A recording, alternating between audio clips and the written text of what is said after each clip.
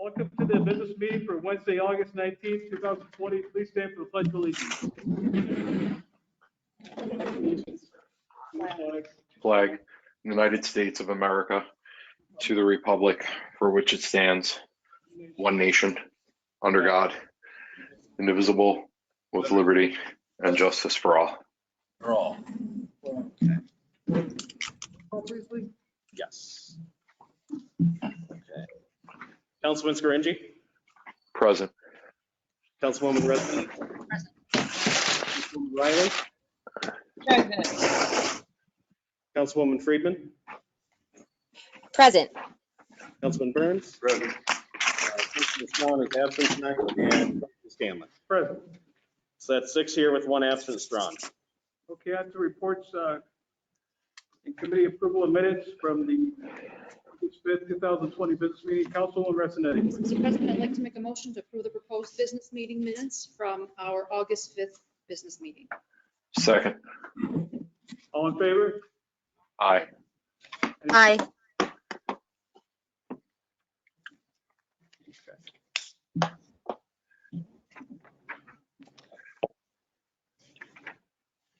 Where we going now? On to public Public comment. comment? Public comment. All right. No public hearing. All right, we're in the public comment section now. You have 5 minutes to speak. Please be respectful. And call in. Lee will give the number right now. Residents wishing to participate in public comment may call in by calling 772-7101.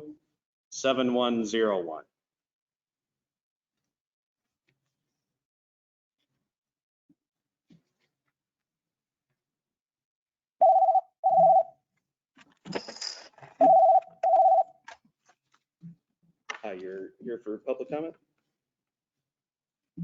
Okay, hold on, I'll put you through.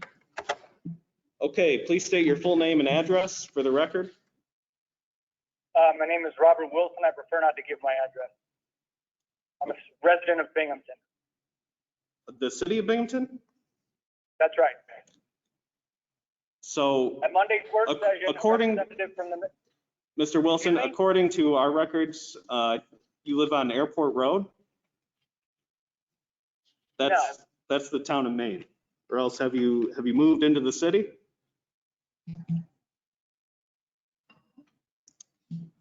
Can we make a motion to suspend that for tonight? Yes, would you like to make a motion? Yeah. I second. Councilwoman Friedman. That needs a vote. All in favor? Aye. Aye. Anyone opposed? Go ahead, Mr. Wilson. thank you. I'd also wonder if any other people who call in have their addresses researched ahead of time. Because it sounds like that might be something targeted. Here's my statement. At Monday's work session, a representative from the mayor's office presented RL number 20-157, stipulating the terms of the contract between the city and district for SROs. I write today to amplify the voices of community stakeholders opposed to this request. The most beneficial provisions in the RL concern student learning and well-being.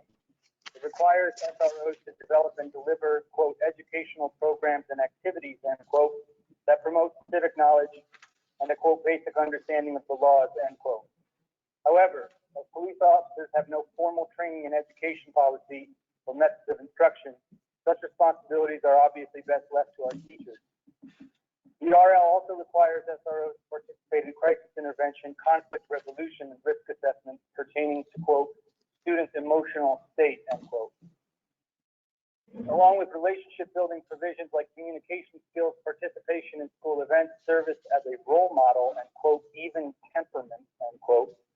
These duties are obviously best left to professionals trained and experienced in interpersonal communication, social work, child psychology, counseling, or similar fields, and who have expertise in matters pertaining to cultural sensitivity, racial diversity, and education policy.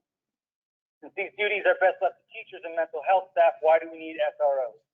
If we set aside the 27 provisions dealing with admin and HR, focus on the remaining 35, we see that 19 of them, or 54%, are explicitly concerned with law enforcement, criminal investigations, security inspections, juvenile delinquency, civil disorder, interrogations, searches, warrants, arrests, and the like. In short, policing. Accordingly, the RL requires SROs to be in uniform and carry a firearm. Of the remaining 16 items, only 3 emphasize relationship building, which the mayor's representative claimed is the SRO's primary function. 2 of these do not have any connection with policing at all, and the third only mentions it as part of the SRO's responsibility to, quote, promote the profession of police officer, end quote.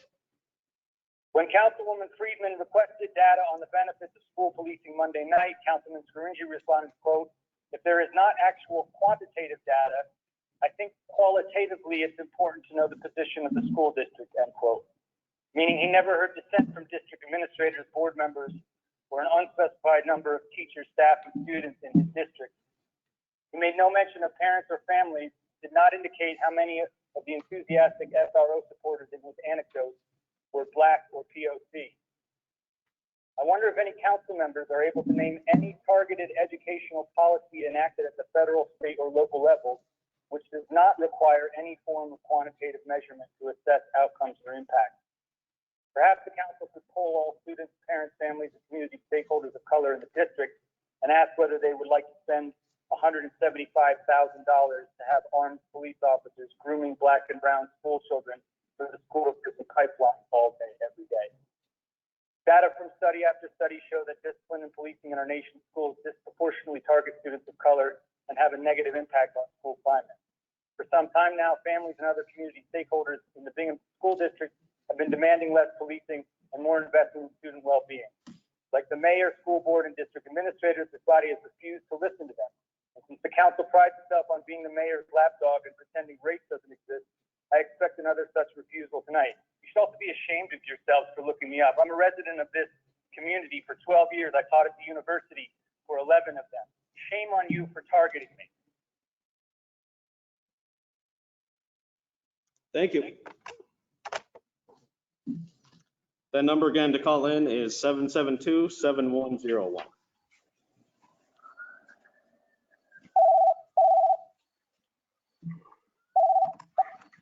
Hi, you're here for public comment? Okay, I'll put you through. Okay, please state your name and address for the record. John Solak, Binghamton, New York. All right, set to go here? Yes. Okay, Robert Wilson last week went on an ad hominem attack, falsely accused me of filing false documents with the police department. I think his credibility showed tonight when I guess he doesn't live in the city after he said he did live in the city.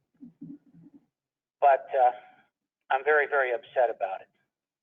And one of the problems is that people are not in front of you. And I know it's very, very difficult to conduct these meetings like this. Town of Union is back to the old schedule. So I guess the question is, when can we anticipate that? Because people say things over the telephone that they may not say in person. It's harder to read them because you don't see the body movement. But what was clear from the last meeting is that Robert Wilson, and I asked him, I wrote him an email asking him to make it right, but apparently he doesn't make it right. So his credibility is zero. Now, in between the last meeting, a week ago Friday, I was threatened by email, and this has been reported to the police by Kellen Thomas, and he threatened me, and then he went on the internet, threatened me again. If nobody else would take care of me, he would have to do it. And your BLM mural girl, Kristen Mann, encouraged this by saying I lived in Binghamton. Now, when are we going to deplore this violence of these people, threatening me by direct email, assaulting me, taking my phone at Rec Park, kicking me in the face? When is enough enough? And I think you brought this on. I reread your so-called racism non-binding resolution. And as I read it, and as I don't know what you base this on, but if anybody is acquitted in these matters, it seems to me that they can come back at you. And I've done a lot of due diligence. I don't know if any council member has seen all the camera footage of these killings that you call killings. I don't know if you've seen the Hennepin, the Floyd matter, the Hennepin County medical exams report. I don't know if you've read the toxicology reports. But all I know is that you have stated in an official resolution of the city of Binghamton that George Floyd was killed by police. You have been judge and jury in that matter. And I believe that's a very, very dangerous thing, liability-wise. And I think it's amateurish. Now, you can call it a non-binding resolution, but your corporation councils are under the discipline of the New York State Bar Association.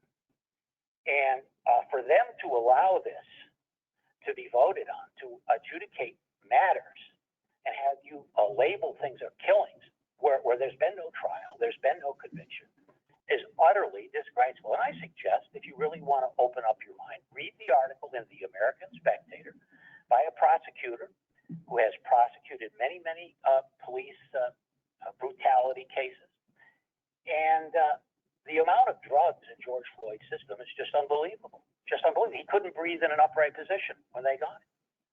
So you brought this on yourself by getting into this, and now it's fair game. But I have experience with these Black Lives Matter people. You have 1 minute. Violent, and I have bore the brunt of it. And these people, they don't know my history in this community. They try to tar and feather me just because I ran for school board. And I think it's absolutely outlandish, hateful, vengeful. I'm an elderly person. You know, when you are, I believe it's 10 years younger than the person you attacked, 5, that's another matter. So are you going to allow this? Now, on the subject of permits, Talon Thomas conducted a gathering with vendors in cars parked, music and entertainment. Why didn't you crack down on it? Now, if there's not a waiver granted, what are you doing? You're allowing certain people to have events without insurance? Is there a waiver? Was there a waiver? Are you allowing waivers? If so, you would assume they would be written waivers and they would be somewhere in the city. Your 5 minutes is up. Okay, thank you.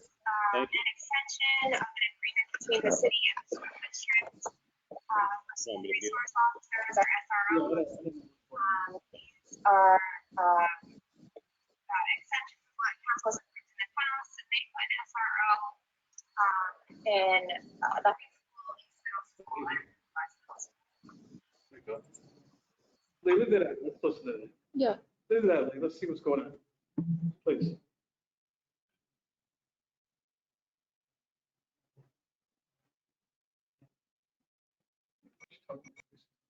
I don't know. This is Councilwoman Friedman. Was that a public comment that got cut off in the beginning? No, I think it was feedback from someone else's microphone. Oh, okay. I think we're good now. Okay. Anyways, if anyone else would like to call in for public comment, the number is 772-7101.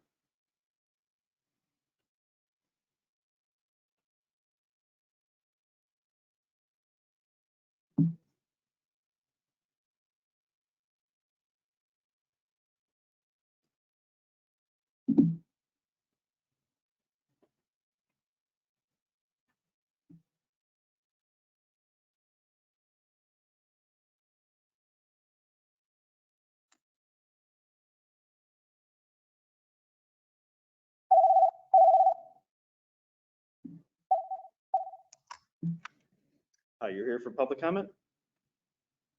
Okay, I'll put you through. Okay, please state your full name and address for the record. Hello, my name is Tina Chronopoulos, and I live in Sophia, Resinitis district. I would like to address the council council on a number of matters that relate to the police.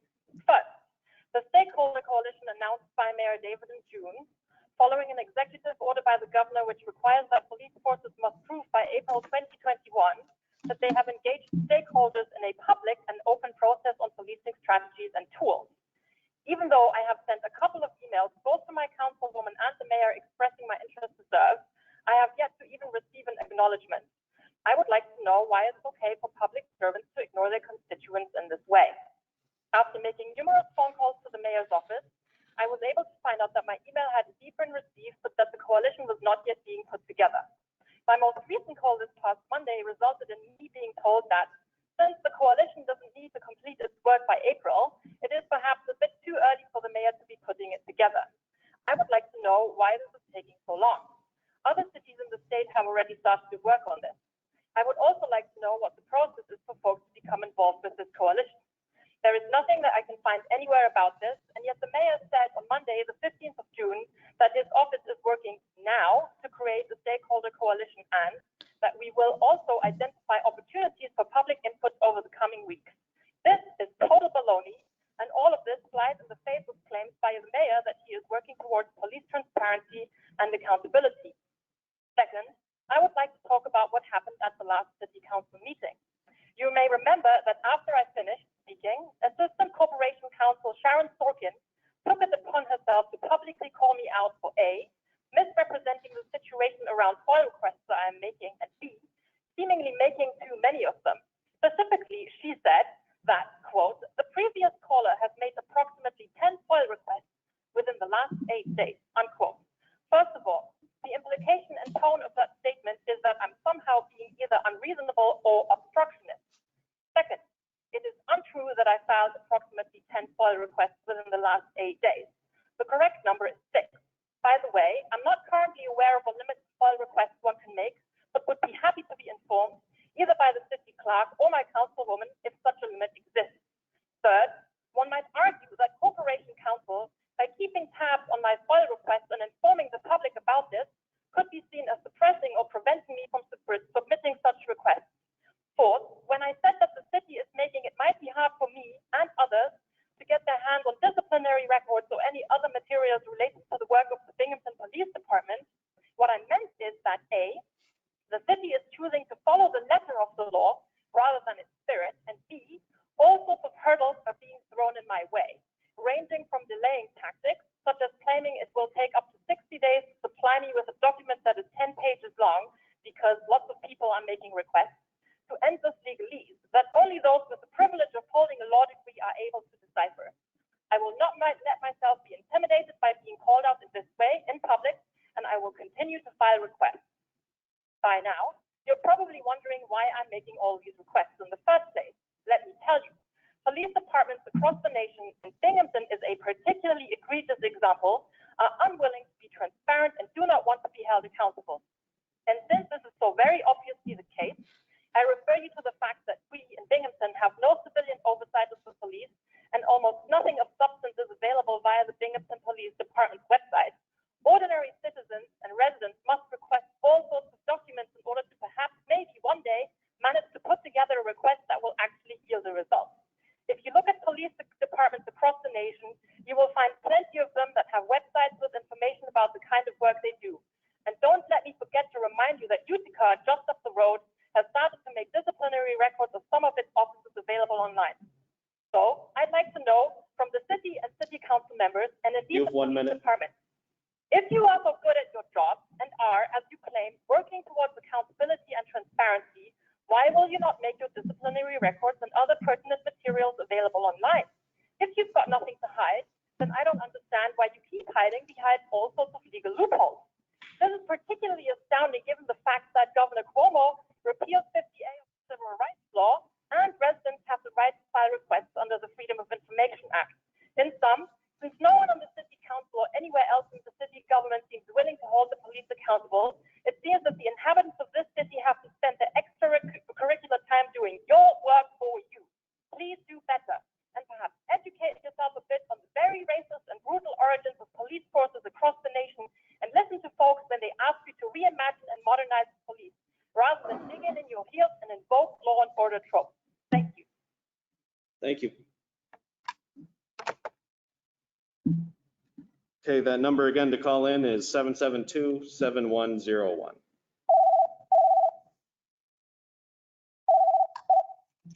Hi, you're here for public comment?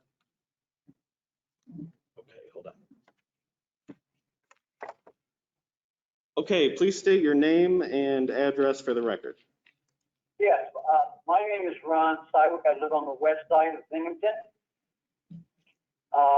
Thank you for the opportunity to address the council tonight. I have two issues. As you're aware, a young lady lost her life and another was seriously injured walking home from the tennis courts at Rec Park last year. She was taken much too soon before she had a chance to blossom and live out what would have been a full, rich life. She died when she was struck by a car at the corner of Beethoven and Pine Street. A few months ago, I spoke with the mayor on the Binghamton Now radio program, and I asked if he could address the problem of speeding on Beethoven Street and Seminary Avenue Street bordering the park. I walk at the park every day.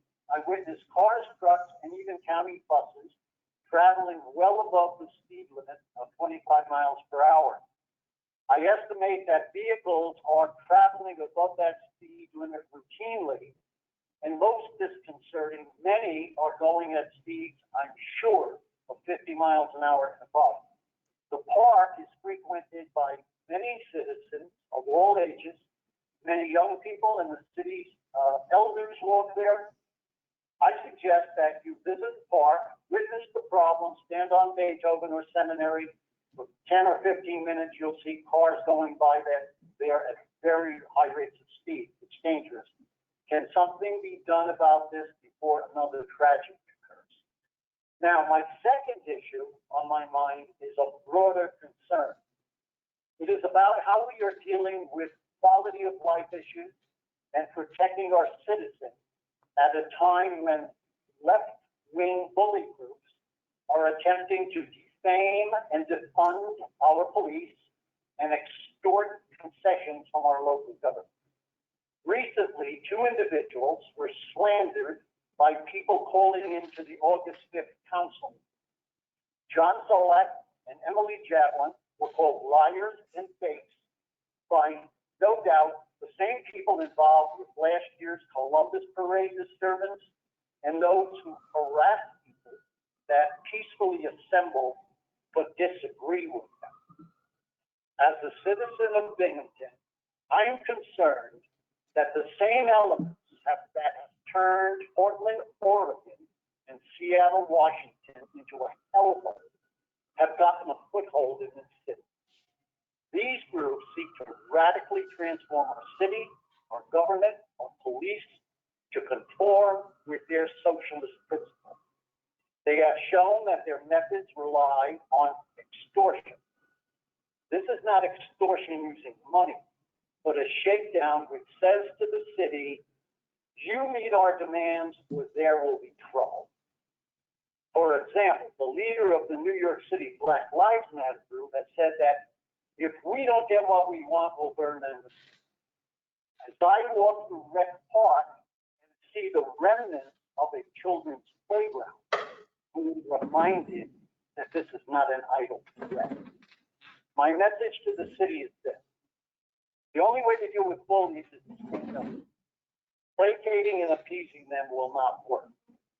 As far as appeasement is concerned, remember this. An appeaser is one who feeds a crocodile, hoping it will eat them last. Thank you. Thank you.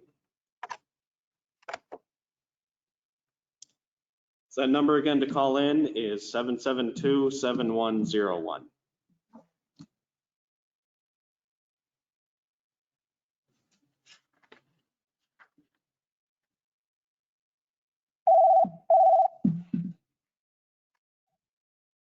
You're here for public comment?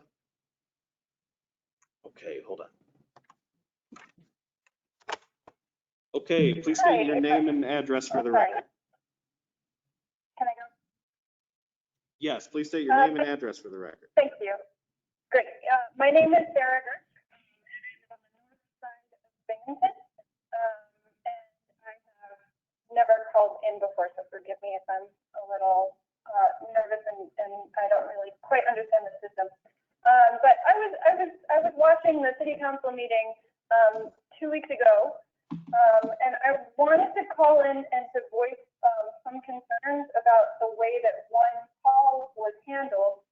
There's a woman who called in and was raising some concerns about her FOIL request. Assistant City Council, I think, stepped in to explain that she had filed a certain amount of requests. And that seems like a particularly glaring instance of unethical behavior on the part of the council. I'm not sure what they were trying to do, but it seemed like the council was trying to shame the person or intimidate the person from saying what they wanted to say. And that seems like it's an ethical problem that the city, somebody who works in the city council's office did that. I was very concerned about that. And the other side of the coin is that I'm noticing that this one person who was filing FOIL requests in order to find out more information about the way that policing works in Binghamton and in Broome County was the person who was shamed when there are a lot of other people calling in with far more aggressive assertions of problematic people in this county. And it was concerning to me not only that this event happened, but that it happened to this particular person instead of several other kinds of phone people who had called in, instead of several other people who had called in. I would hope that the city council is reviewing its process for responding to people who call in to this council. Second of all, I want to actually agree with the previous caller on the issue of speeding in Binghamton. I live on the north side and I live on Shenango Street, which is another relatively busy street, somewhat analogous to Beethoven, to Beethoven Street. And there are a lot of speeders on Beethoven. There are a lot of very loud motorcycles that our concern is not just that it's speeding, but also that there is sound disturbance that I'm sure breaks city ordinances, although I don't have an instrument to measure how many decibels each motorcycle is that goes by. But the real concern is police vehicles. There are police vehicles, and sometimes it's Binghamton City Police, often it's Sheriff's Department vehicles that go ripping down Shenango Street at a very high speed without their lights on. And several times my husband and myself have both almost been hit when we were crossing at the intersection of Bevier Street and Shenango Street, when we had the right of way and we had the green walking sign, when sheriff's vehicles were speeding through the intersection without looking specifically. So that's been a real problem for us. Finally, I just want to say that I don't see the issue of transparency in policing being addressed here in Binghamton. This is a moment, a cultural moment, when we are asking just to know what is going on in our own cities, and it's an issue of vital importance to us. And I don't see that taken up here in Binghamton. I wish I was personally able to find out more about the culture of policing here in Broome County and in the city of Binghamton. I wish there were more ways to do that. I too have watched the mayor's proclamation of forming some sort of citizen group to deal with the issue of policing in Broome County and his lack of action to do that. And I am disappointed in that. And I hope that we can move forward in a way that fosters transparency, in a way that doesn't cater to people in society who are scared of I don't even know what, are scared of social justice movements, and instead sees what needs to be done and does the work. Thank you very much. Thank you. Okay, that number again to call in is 772-7101. Hi, you're here for public comment? Okay, hold on, I'll put you through. Okay, please state your full name and address for the record. Hi, my name is Hannah Jones, and I live on Edward Street in Representative Riley's district of Binghamton. And I'm calling today to ask you to begin the process of defunding the police and investing in the communities of Binghamton that have been brutalized for decades by systems built to oppress them, neighborhoods where citizens face a disproportionate amount of poverty and have been living in poor housing conditions with little to no community resources. I think it's time that we divest from the police and invest in improving the general welfare of all citizens. The murder, and I stress that the murder of George Floyd, Breonna Taylor, Eric Garner, Freddie Gray, and the thousands that came before, and the many more that haven't even made the front page, are irrefutable evidence that policing is a violent action rooted in racism and white supremacy. I truly want to see the BPD work to actively build trust with the community that they serve and protect. And this is not an attack on their ethics per se. It's about a national movement to make the police department more accountable and transparent. And it's about the city demonstrating their commitment to that transparency and accountability. I've been researching how we as a community can create a safe environment for everyone, not just the white citizens. And one of the main ways that this trust with the community is going to be established is by facilitating a system of impartial citizen oversight, not unlike the proposal for a coalition by City Councilwomen Riley and Friedman. This is not a new idea, nor again is it, I just want to stress, a direct on the Binghamton Police Department, which in my experience has been taking my requests very defensively.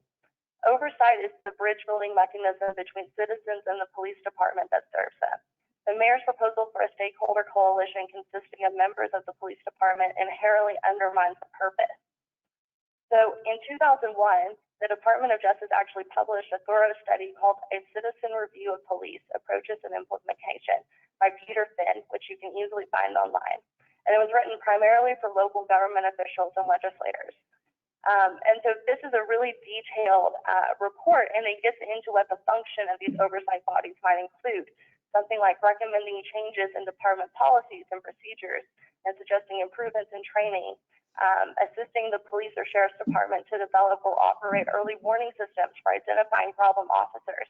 And I think we can all agree that that is not something that would undermine the credibility of the police. It's something that would be used to actually prove to the public that they are doing their jobs and they are taking everyone's safety seriously.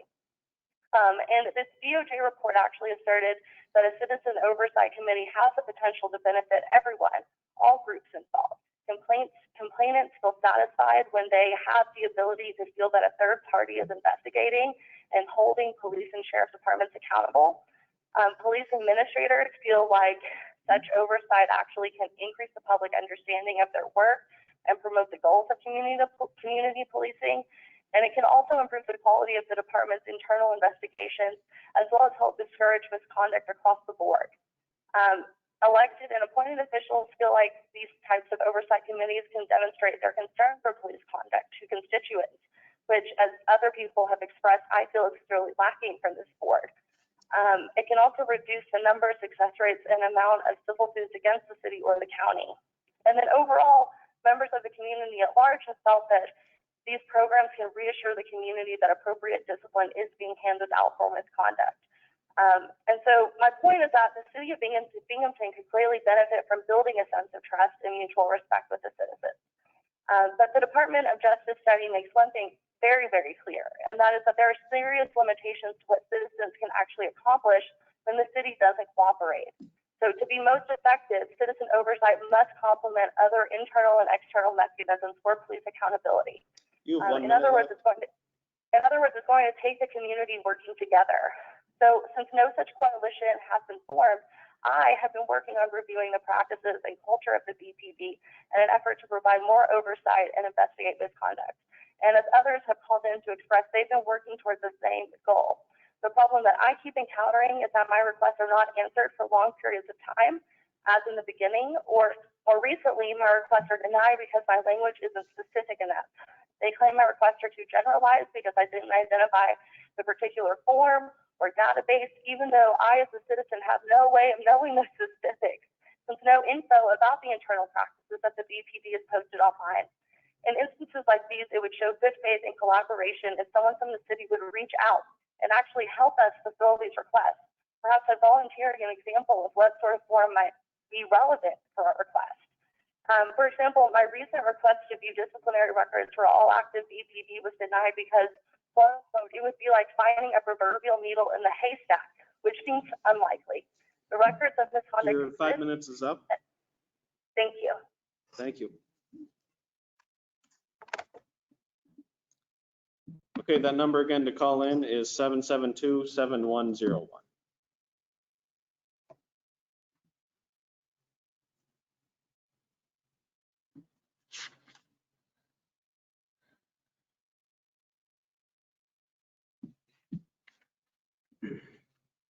One more minute, Lee, okay? Okay.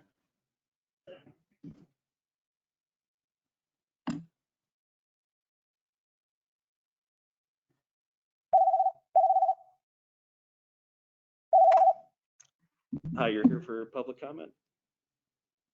Okay, hold on, I'll put you through.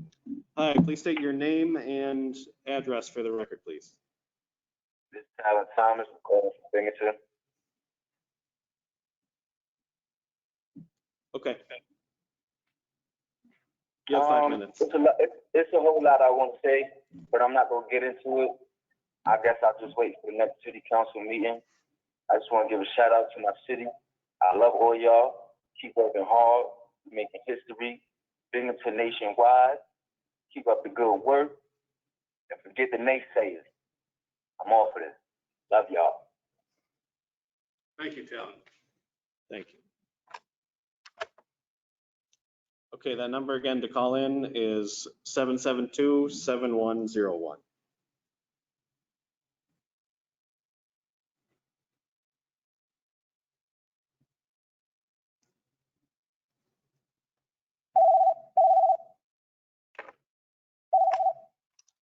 You're here for public comment? Okay, hold on. Okay, please state your name and address for the record. Yes. Deborah Hogan, City of Binghamton resident. Okay. Council President, council members, was very disturbed to hear the comments of two callers ago. The young lady obviously is very passionate about her work, but if she actually lives on Edward Street, somehow she has not run into Mary Webster, who is a co-founder of Safe Streets. She was my mentor some 25 years ago when we were looking to do a neighborhood watch program in the city of Binghamton. One of the things about Mary's group, the residents, the small business owners, even Horizons Federal Credit Union have worked together with the Binghamton Police Department and past city council members to create that community police partnership. And it just really is disappointing when people are new to the community, and I understand that they may not know the history, and it's always important to take a look at that. And one of the, I would say, triumphs of Safe Streets is that community relationship that they forged with our police department under community policing. Actually, there was a carve out of a separate and distinct car post in the West Side First Ward neighborhood surrounding Edward Street in relation and in conjunction to criminal activity, especially drug activity. There was dog fighting, and that community worked together with the mayors to create that car post. And I know the organization has morphed into NOMA, north of Main Street, and now has, I believe it's like a community center over on Walnut Street. I'm not quite sure the address, but tremendous progress. And we have a history of the Department of Justice being involved with our community, and we were actually a best practices community for the Center City Weed and Seed. And that is a top to bottom resources with our federal, state, and local governments, and most specifically our partners in our police department. So we kind of need to take a little bit of a look at what has happened, what is happening, and why our department is stellar, and why we, the citizens, feel comfortable. Do we need to continue those conversations? Absolutely.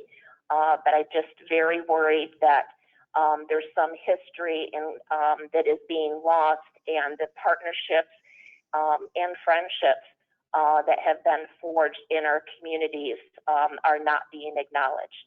Thank you so much for the opportunity. Thank you. Okay, that number again is 772-7101.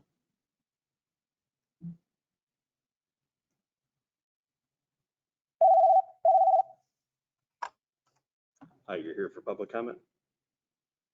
Okay, hold on, I'll put you through. Okay, please state your name and address for the record, please.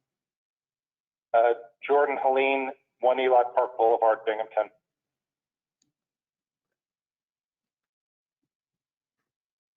You have 5 minutes. Okay. Go anytime? Yes. Okay. I'm calling regarding the school resource officer contract renewal. I don't support renewing this contract. From everything that I've read, there's no evidence that it actually keeps schools safer. In the long run, it doesn't reduce incidents of, serious malconduct or violence in schools. It just seems to be part of the school to prison pipeline that sends black and brown youth into prison. I'm especially disappointed as a council District 1 resident, that my council member apparently supports it without having any idea what the quantitative benefits of it are, just sort of on a feeling that it's a good idea. That's not good enough. We need to actually stop the school to prison pipeline. So I encourage the council to vote against renewing the contract. Thank you. Thank you. Okay, that number to call in again is 772-7101.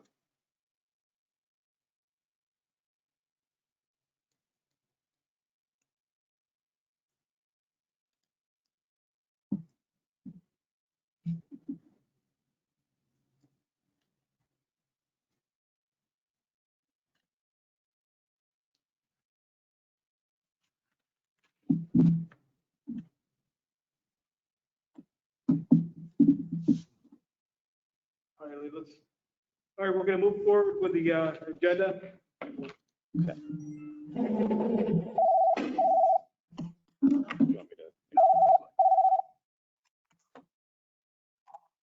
All right, introductory ordinance 20-74, considered finance, Councilwoman Ressinetti, please. Thank you, Mr. President. All ayes and ask for unanimous approval of introductory ordinance 20-74 titled an ordinance amending the 2020 capital fund budget for the zombie grant benefit. Thank you. Questions or comments on this?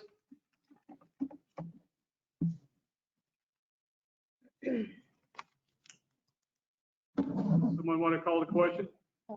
Question? Oh, maybe I can't because I introduced it, or? Yeah, you're fine. Question, McCall? Sorry, call a question. My microphone was muted. Thank you.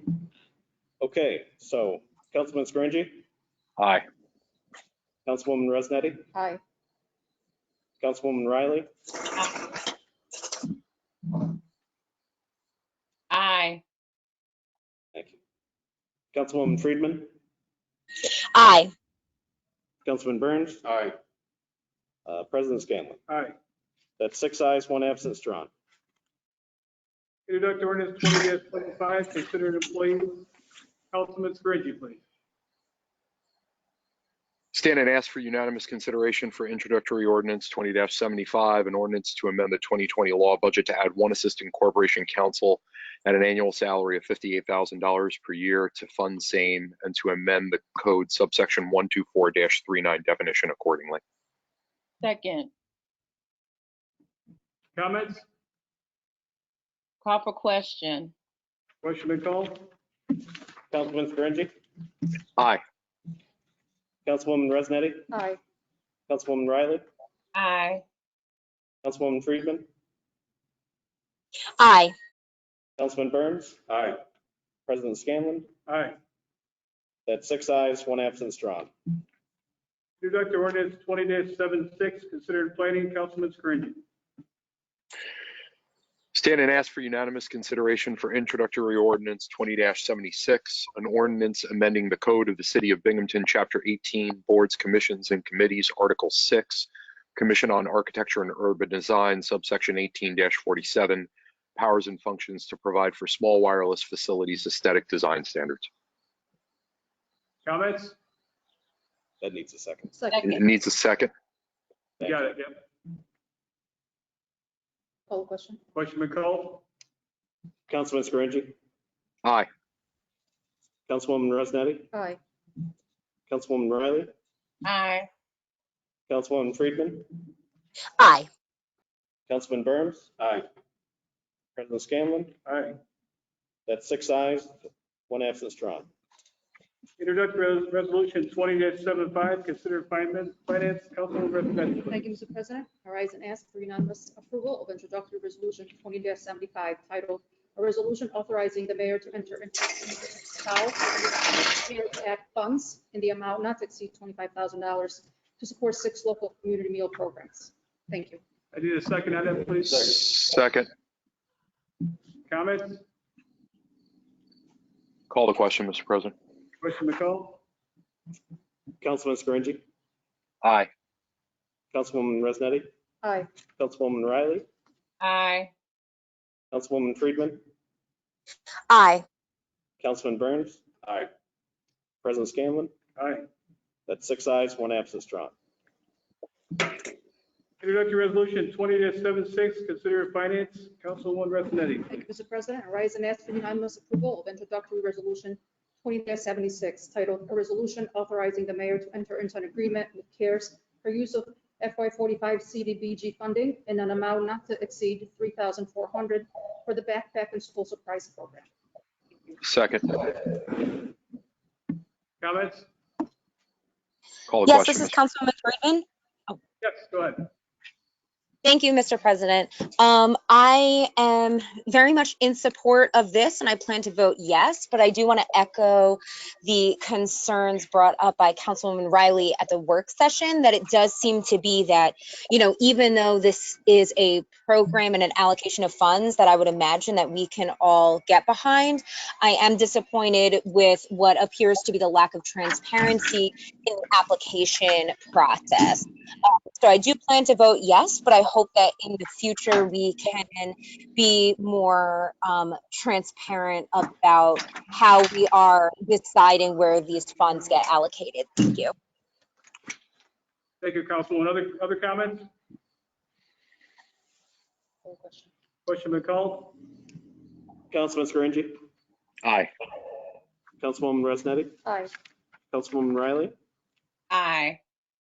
Councilwoman Friedman, Aye. Councilman Burns. Aye. President Scanlon. Aye. That's 6 ayes, 1 absent drawn.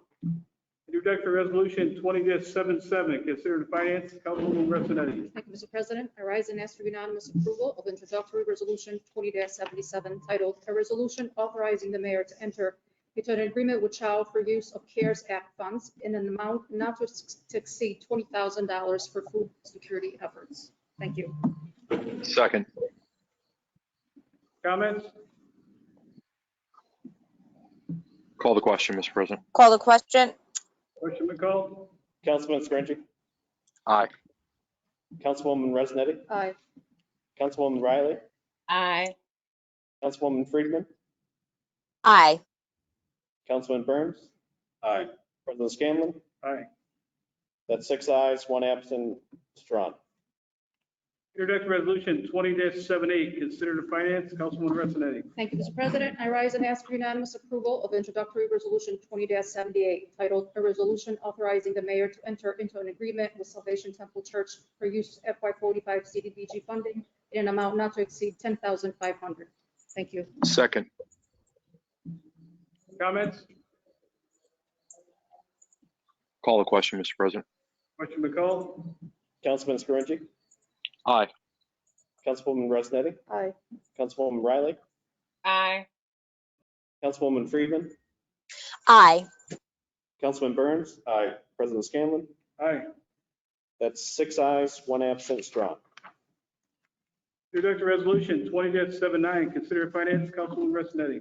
Thank you, Mr. President. I rise and ask for unanimous approval of introductory resolution 20-79, titled "A Resolution Authorizing the Mayor to Enter into an Agreement with Hands of Hope Ministries of the Free Methodist Church for use of FY45 CDBG funding not to exceed $2,200." Thank you.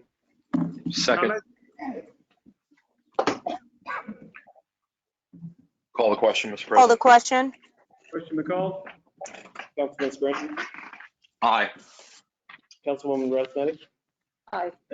Councilwoman Riley, Aye. Councilwoman Friedman, Aye. Councilman Burns. Aye. President Scanlon. Aye. That's 6 ayes, 1 absent. It's drawn. Introductory resolution 20-80, considered in finance, Councilwoman Rossanetti. Thank you, Mr. President. I rise and ask for unanimous approval of introductory resolution 20-80, titled "A Resolution Authorizing the Mayor to Enter into an Agreement with Mount Sinai Church of God in Christ for use of FY45 CDBG funding in the amount not to exceed $6,200." Thank you. Second. Comments? Call the question, Mr. President. McCall? Councilman Scaringi, Aye. Councilwoman Rosnetti, Aye. Councilwoman Riley, Aye. Councilwoman Friedman, Aye. Councilman Burns. Aye.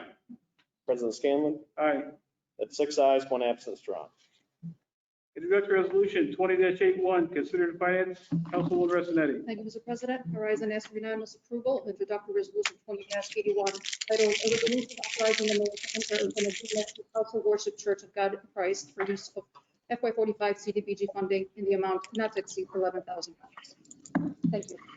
Second. Comments? Call the question, Mr. President. McCall? Councilman Scaringi, Aye. Councilwoman Rosnetti, Aye.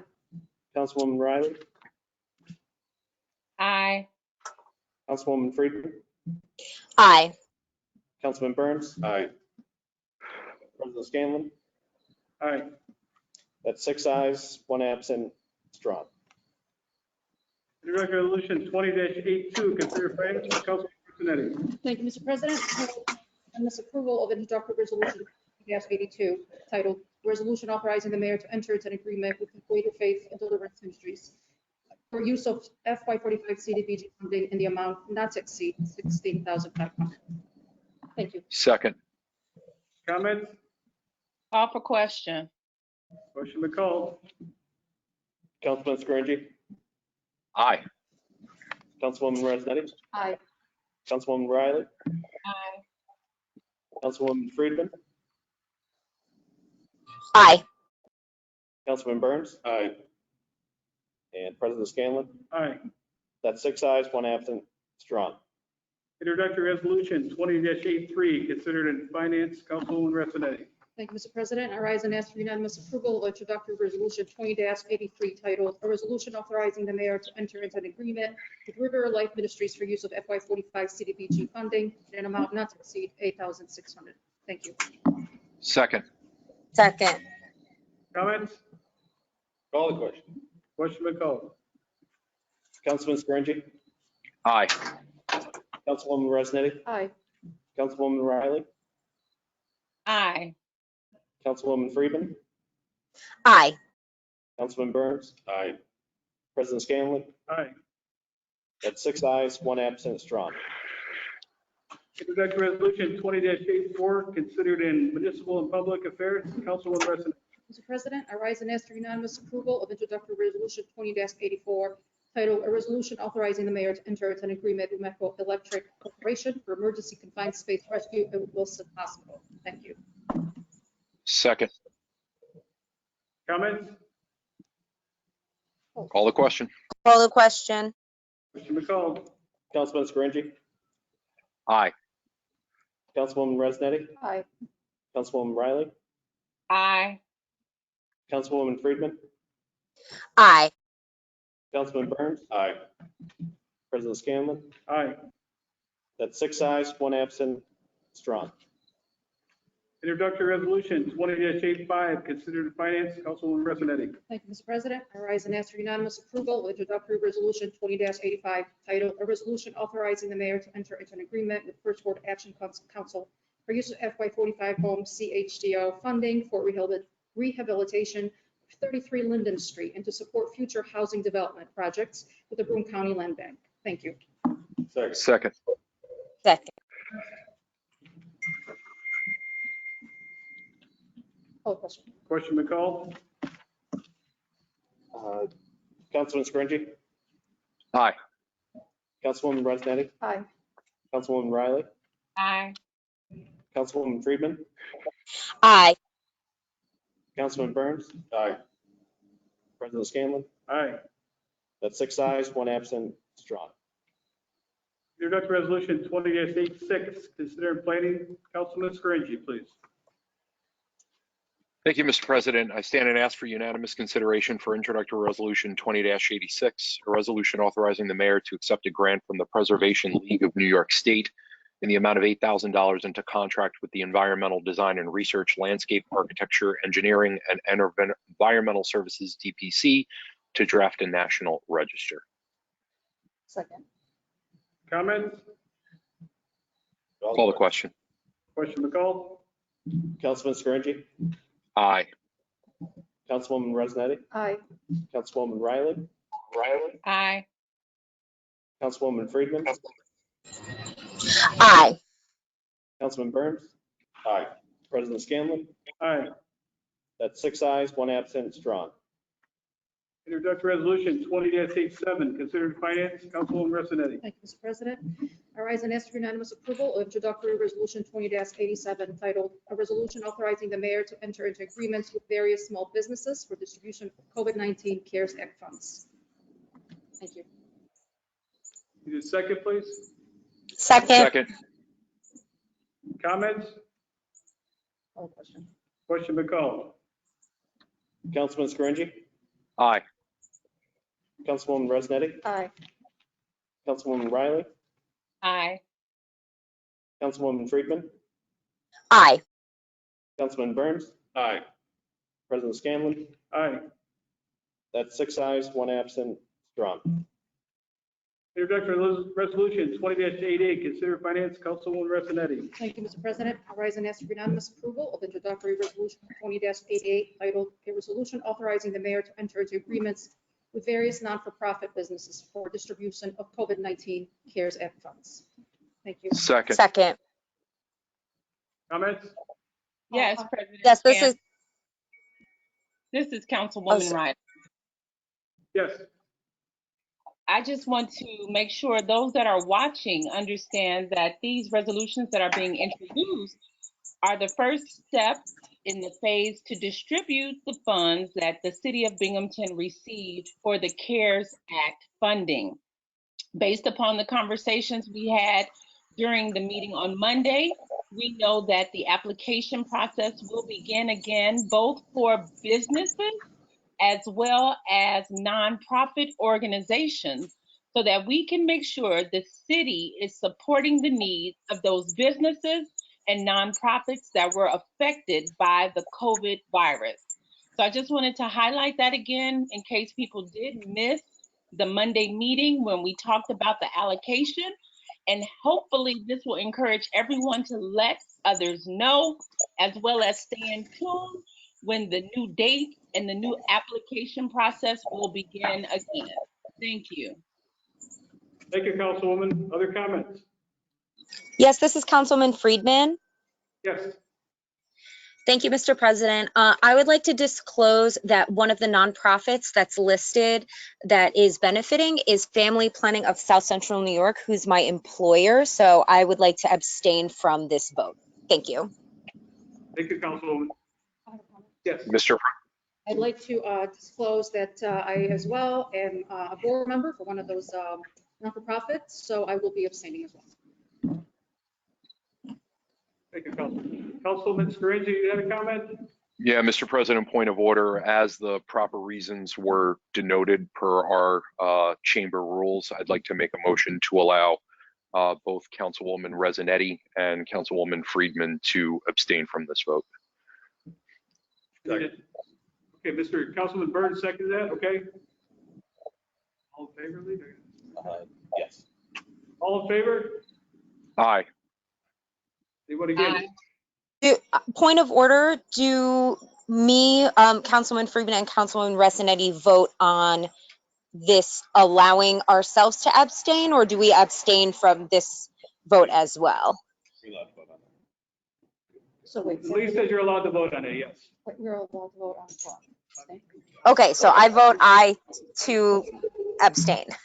Mr. Chairman, this is a matter of order. This is Brian Seacrest. Mr. Resinetti will be voting to allow Mr. Freeman to abstain. Ms. Freeman will be voting to allow Mrs. Resinetti to abstain. That's why they're allowed to vote. Thank you for clarifying. Angela, could you reiterate that? Because I couldn't hear Brian. Could you tell? Brian said because Councilwoman Friedman is going to vote in this process, as well as Councilwoman Resinetti, they're going to vote on the others' ability to abstain. They're not voting for their own right to abstain. Okay, all right, thank you. Thank you, Brian. Other comments on this? Call the question, Mr. President. McCall? So I just say abstain on this one? Correct. Councilman Scaringi. Aye. Councilwoman Resinetti. Aye. Abstain. Well, you're Abstain, right, abstaining. right. Okay. Councilwoman Riley Aye. and Councilwoman Friedman, you'd like to abstain? Correct, I would like to abstain. Okay. Councilman Burns Aye. and President Scanlon. Aye. So that's 4 ayes, 2 abstentions, Resinetti and Friedman, and 1 absence drawn. Okay, and a communication from council members, and tonight we start with Councilman Scaringi, please. Thank you, Mr. President. Just wanted to add, I believe during public comment this evening, there were 1 or 2 statements regarding comments that were made at Monday's work session regarding data related to the specific RL for SROs. Councilwoman Friedman had requested quantitative data related to the impact of school resource officers in the Binghamton Public School District. My comment back to that was, quote, if, keyword if, there is not actual quantitative data related to anything that might be preventative, I think qualitatively it is important to know the position of the school district, end quote. You can find that at 13 minutes and 56 seconds as the YouTube video is available publicly. So the position that I would be against quantitative data is 1, incorrect. 2, would be incredibly hypocritical of me to say, considering that sub A, I teach economics, and B, I look at data all the time, and C, as a point of an example, one of our colleagues, Councilman Burns, spoke very passionately, publicly on the record, about one of his family members who teaches in a public school district and does not have the availability of an SRO. So anybody who deals with data knows that both quantitative and qualitative means are both different ways of objectively analyzing a situation. So that is not an assertion against data or assuming that there is no quantitative data, because I do not work for the Binghamton School District, so I wouldn't know that. So I wanted to A, clarify that, and B, re-clarify that it is absolutely proper for Councilwoman Friedman to ask for quantitative data. Thank you very much. Thank you, Councilman. Councilwoman Restinetti, please. Okay, talked a lot already tonight, so I'll make this very quick. Some exciting news, as you all know, the rebuilding of our space started at Rec Park. It's just so exciting. I was there yesterday, and it's just heartwarming. It's, again, and I keep saying this over and over again, but I just feel very passionate about it. It really is a testament as to how much more we have in common and how much we care about our community, really, than anything that than our differences, I guess. So I'm really happy about that. Pay attention, it will be done before you know it, I think about a week or so. A big thank you to Public Works from some of the folks that I met with last week in the neighborhood meeting we had. They were so happy with Public Works and just the work they've been doing, the service they're getting, and they wanted me to publicly thank them. And lastly, let's see, schools start soon. Colleges start. Binghamton University starts next week, and many other universities and colleges around. And I just wanted to wish to say good luck to everybody. They're going back with the environment being a little different, but I think we will be okay. I wish everybody the best. And lastly, next time we meet, it's going to be September. So enjoy the last few days of whatever we have left in August and the updated upcoming Labor Day weekend holidays. So thank you. So I think Councilwoman Riley, please. Good evening, everyone. Thank you for that, President Scanlon. First, I'd like to thank everyone that came out for this weekend's event. First, there was a CARES, We Love the Community parade that's actually started at Broome Community College and rode down Front Street waving, just spreading love, and then turned down Riverside Drive. And we had residents out cheering us on. So kudos to the person that created that idea and planned for something to just bring some joy through that side of town. We also had a group of people gathering together for a cleanup, which was great. It united people both in and out of Binghamton around an area of need, and it brought neighbors out to join us. We had great conversations, and we had some very big wins. So I'm excited about that, and I thank the neighbors that participated. I would like to take a moment just to talk about how appreciative we are about the public comment section and our neighbors and our constituents being able to verbalize their concerns. I know many of us get emails consistently throughout the week, we get calls, and our neighbors want to know what's happening. I am concerned, though, when we have data that is not factual shared during the comment period. And then I'm concerned when methods are used to intimidate and or silence some of the voices that call in as well. I know, again, we don't intend to do that, but when I get off the meeting or we end the meeting, some of us will receive the follow-up phone call. So I just ask that we think about that, because again, I had to endure a very long call that was very difficult for myself a couple of times, but just be mindful. This week also, I wanted to bring up the fact that in terms of the legislative process, typically council is to review and then approve spending resolutions, what have you. And it seems as if there's a process that perhaps maybe I misunderstood. Some of the press releases and press conferences announce things that have been approved or announce things that are going to happen that oftentimes we don't even know about. And our constituents come and they ask, well, how come I didn't know about this? And I honestly will say, well, I didn't know about it either.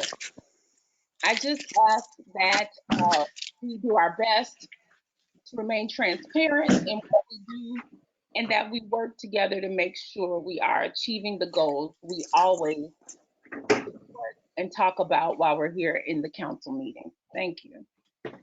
Thank you, Councilwoman. Councilwoman Friedman, please. Thank you, Mr. President. Good evening, everyone who is here in person and also listening digitally as well. I attended an event this weekend. It was a Lift the Spirits parade that started at SUNY Broome, and I decorated my car. In fact, it's still painted. I'm looking at it right now to remind people that it is not too late to complete the census. There's actually about 6 more weeks where people can self-respond to the census, either online, over the phone, or by mailing in a census form. And completing the census is very, very important because it dictates the allocation of almost $700 billion in federal funds, and also helps Binghamton be represented, get our fair share of representation as well, based on the population count. If people do not respond, self-report to the census, there will be census enumerators that have started on August 11th or 12th. So sometime last week. The enumerators have started coming around in person. So they will always have a badge, and they'll have census logo on their gear. And it's important, obviously, to open the door and respond and be honest. And it's not, they will never ask for any information like a credit card number, or they will never ask for donations or anything like that. There was one other thing that I wanted to bring up. Oh, yes.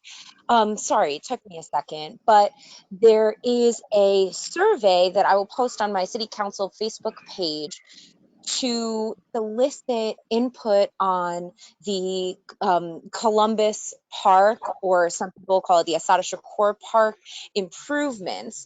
So we want to hear from the community what would make this park a better place, because we do have a lot of money that's going into improving that park. So again, I will post that link on my city council Facebook page.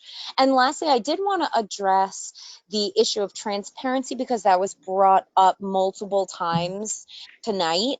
And if information is withheld, even if it is unintentionally so, or accidentally withheld, that is still that can be dangerous, right? Because the people who have the information are those that can wield power over those who do not have the information. And as a governmental body, it is so, so, so important for us to be as transparent as possible. So that includes things like, FOIL requests, or releasing records, or,